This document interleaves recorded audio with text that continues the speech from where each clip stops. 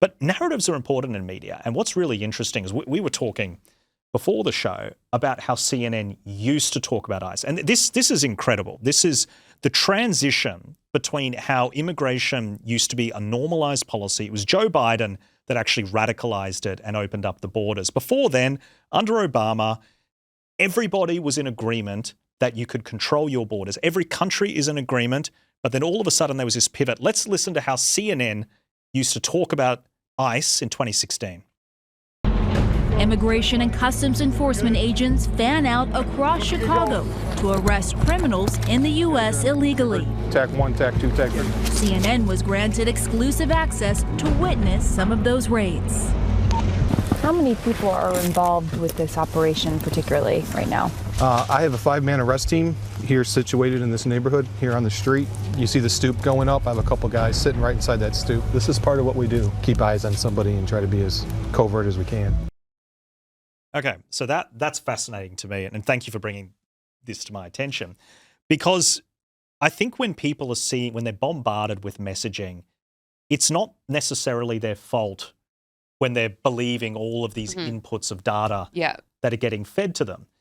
But it wasn't that long ago. It was not that long ago when when CNN had very normal standard coverage that, well, these people are actually out there, they're arresting criminals. By the way, some of these people that they're arresting have raped children. Yeah.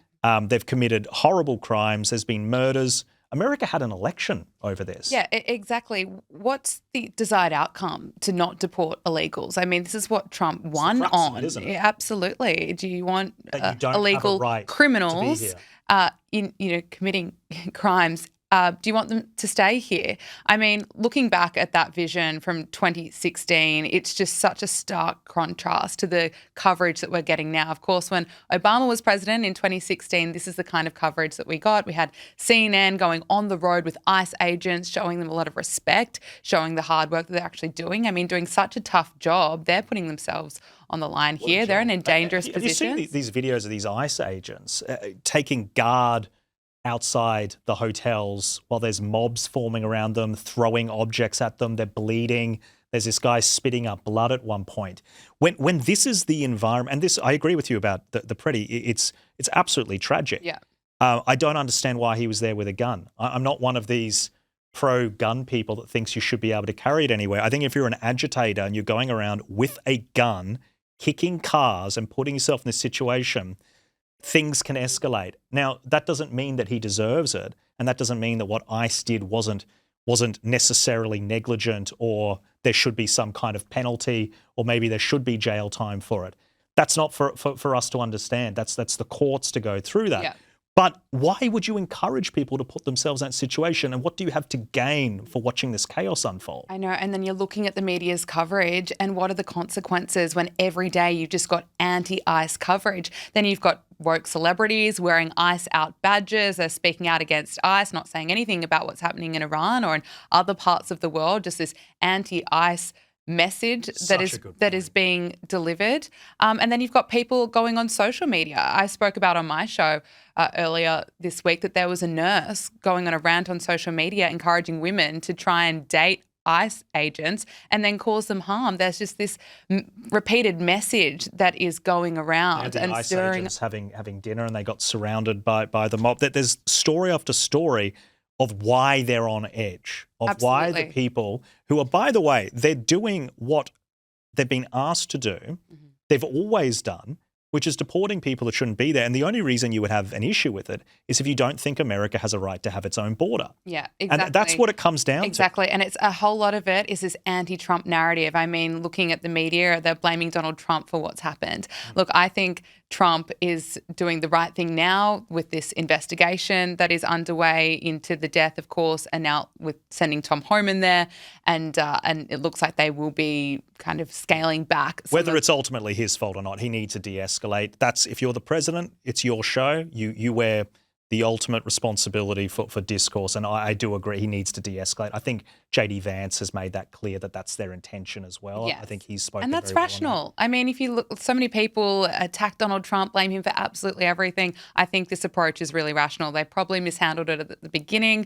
But then look at what some of the Democrats are just using this as an opportunity to play politics. With Tim Walz, I mean, Gavin Newsom initially was posting on social media calling it state-sponsored terrorism. This is with Renee Good's shooting, not Alex Preddy's. He then walked those comments back when he was interviewed by, he spoke to Ben Shapiro. It will backfire Yeah. because the majority of Americans want illegal immigrants deported still. There's still polling. CNN had a story on it. Still, even after this shooting, they still want, it's the mechanism by how it's done, which is up for debate. Imagine if there were people not interfering with law enforcement. I mean, what a different picture. Like, we wouldn't be seeing the chaos that we're seeing in our screens. Completely agree. Now, journalists, they always try to turn every single thing about Donald Trump being evil and civil wars. And there's this great moment at the tennis, at the Australian Open, where two different athletes, they're trying to get dragged into this. Let's have a listen.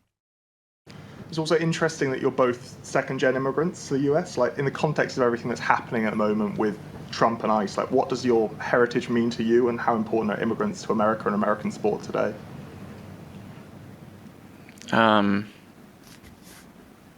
Sorry, I don't really want to talk about that right now. Charlie. I've been asking a lot of the American players just how it feels to play under the American flag right now, and I'm curious how you feel. Yeah, I mean, I was born in America, so I'm always proud to represent my country. And yeah, a lot of us are doing really well, and it's great to see a lot of, great athletes on the women's side, on the men's side. So yeah, I feel like we're all doing a great job representing ourselves. And sorry, do you mind if I follow up? Sure. Sorry, just to clarify a little, I mean, sort of in the context of the last year of everything that's been happening in the U.S., does that complicate that feeling at all?